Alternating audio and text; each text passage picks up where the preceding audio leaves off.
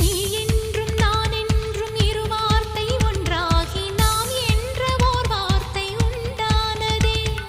ஆண் என்றும் பெண் என்றும் இரு வார்த்தை ஒன்றாகி ஆள் என்ற ஓர் வார்த்தை உண்டானதே. காதல் என்ற மந்திரத்தின் மாயம் என்ன, கல்லும் முள்ளும் இப்போது பூவானதே. வானவில்லின் துண்டொன்று மண்ணில் வந்து யாருக்கும் சொல்லாமல் பெண்ணானதே. தென்மேற்கு